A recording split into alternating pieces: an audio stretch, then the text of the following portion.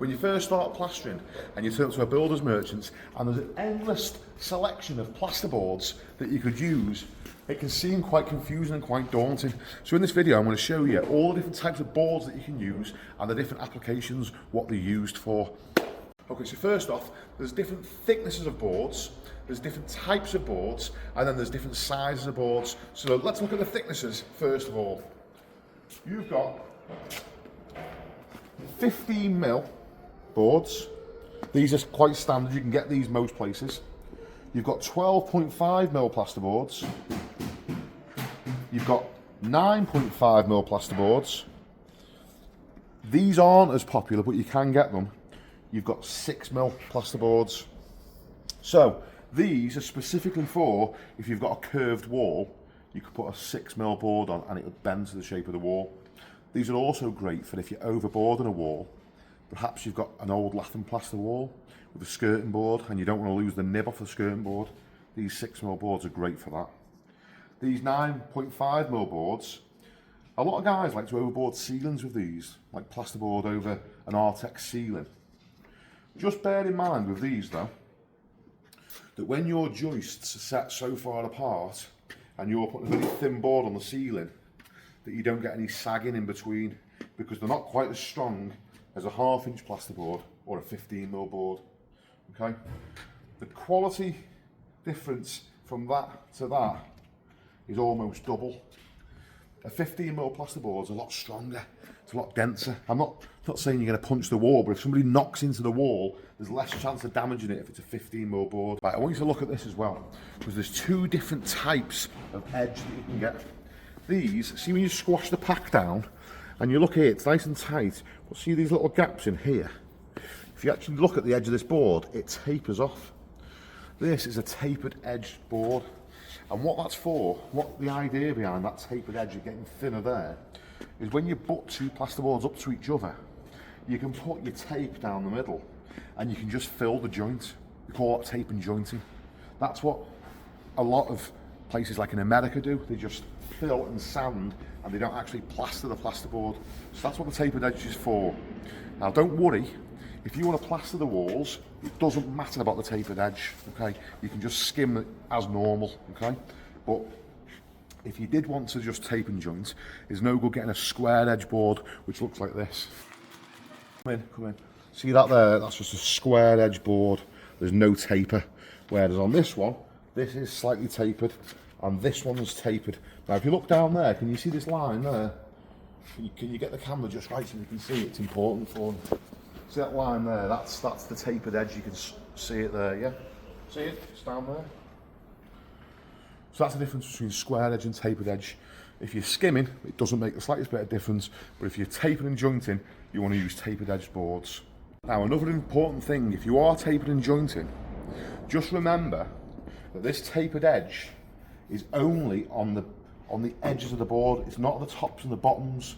So these boards, we'll talk about sizes in a second, but just bear this in mind. These boards are 2.4 meters long. Now let's say you've got a 2.9 meter high ceiling.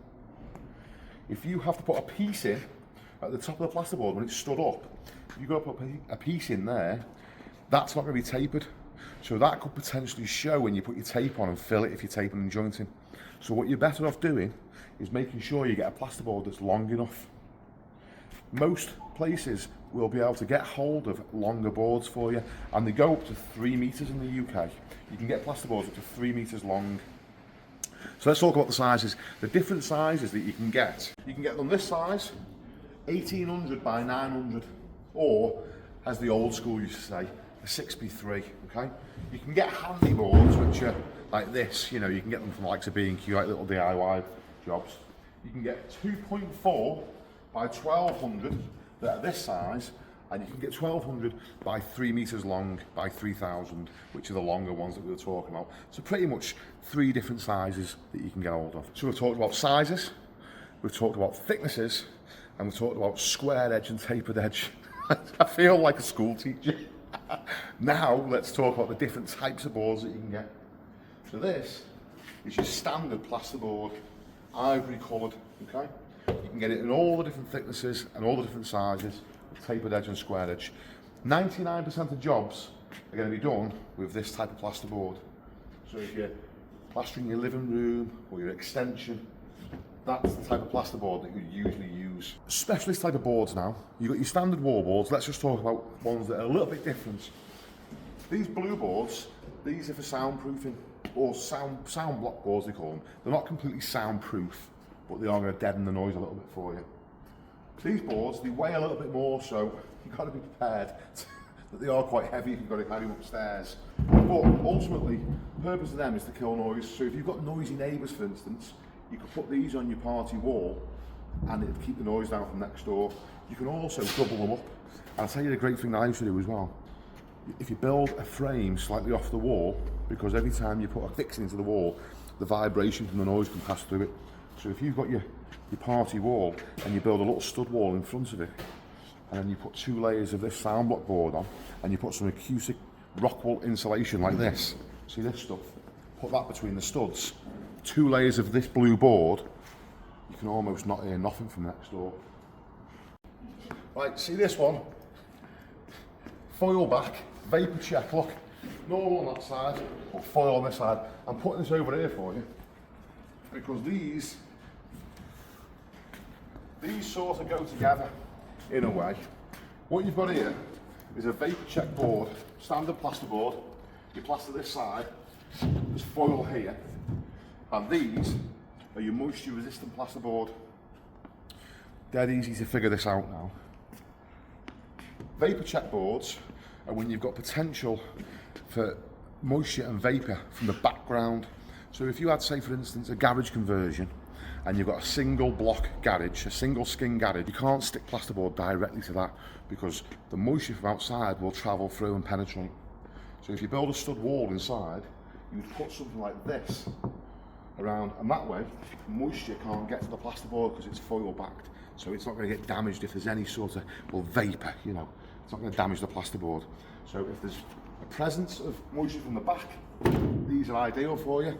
If there's a presence of moisture from the front, you'd want to use these moisture resistant plasterboards. These are ideal for your bathroom. Now, bear in mind, what the specs say is if you wanted to plaster over them, that you need to seal them first. But ultimately, they're perfect just for tiling over. Now, a little recommendation. Any plasterboard that you get wet is going to fall apart.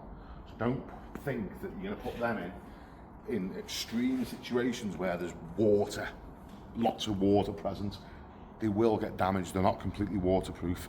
If you're going to tile, say your shower area, you wanted to tile it before you did it, rather than using plasterboard, I'd probably recommend using a cement board instead. That'll be able to handle water if your tiles failed for any reason, because letting this get soaked water into it, although it's a moisture board, it's not completely waterproof.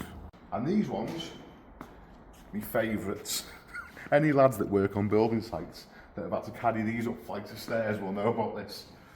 Fireline plasterboards, pink in colour. These, when they're 15mm thick, are an absolute nightmare to carry around. But anyway, what these are for is the fire resistant. Now, all plasterboard's fire resistant. Don't get confused. A lot of people put these around the log burner. You know, when you have the log burner installed and your plasterboard around the inside, they say, oh, you've got to use fireboard. No, this will still burn. The paper will still get damaged on the front of this board. All the difference is in the core.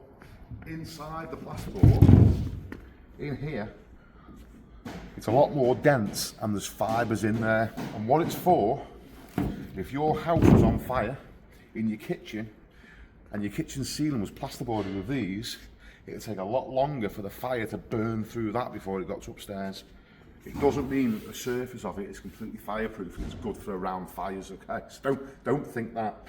Usually, when you get the specification from the architect, if you've had an extension and you've got some steel beams, they usually want the steel beams encased in fireline plasterboard. And another way around that as well is, you can usually get away with putting 2 layers of standard plasterboard, which will do the same sort of thing. But the likes of your garage ceiling will be boarded with fireline plasterboard, maybe your kitchen ceiling. So I mean, ultimately, if cost was not an issue, it'd be nice to plasterboard your whole house in these, wouldn't it? Or the sound block boards, you know, or a combination of both of them. And finally, we've got insulated backed plasterboards. Now we'll start at the bottom end of these, and I'm not going to go through all of them because there's literally as many different types of plasterboard there is. There's all those variations with insulation as well. So these are your sort of bottom end ones with a polystyrene back on them. And then slightly more insulated would be these polystyrene backs with the graphite insulation, the grey bits. These are better again with the foam. Now all these different insulations, you can get these, as well as the plasterboard thicknesses, there's variants, there's also variations of how thick the foam is as well. But the best foam back plasterboard that's going to perform the best for you, if your insulation is what you're after, is these. Your standard plasterboard on the front, you've got your foam, but it's also got foil on the back of it. They're about the best you're going to get. You can get slightly thicker ones than that as well. I don't know if there's any knocking. There'll be some in here somewhere, but you get the gist of it, don't you? So they're the best ones with the foil on the back of them. Okay, I want to just tell you 2 extra bits of information. First off, when you've got a foil-backed board, like the Celotex board or the Vapor Check board, you're going to think to yourself, well, can I dab these on with adhesive? Will the adhesive stick? When it comes to the Vapor Check board, ultimately, no. That needs to be fixed to a stud frame. When it comes to the Celotex board, yes. For instance, there's a type of board called a PL4000, and what that basically is, it's got another layer of paper over the top of the Celotex, so you can use plasterboard adhesive to stick it on. Now, the other thing I wanted to tell you was, if you're going to use any insulated back plasterboards, the spec says that you should also install 2 mechanical fixings into the board.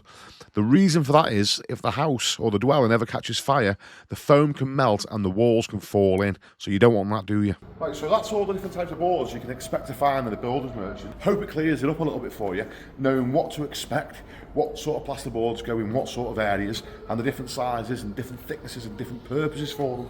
So this place, I mean, look around, there's not much that these guys haven't got in stock. We've kindly been left to our own devices in FS Trade in Liverpool. So if you're local to here, you know, this is what they look like. This is what you're looking out for. These guys sit on the side of his truck. Give us a wave. You're famous. Right, anyway, cheers guys, thanks for watching.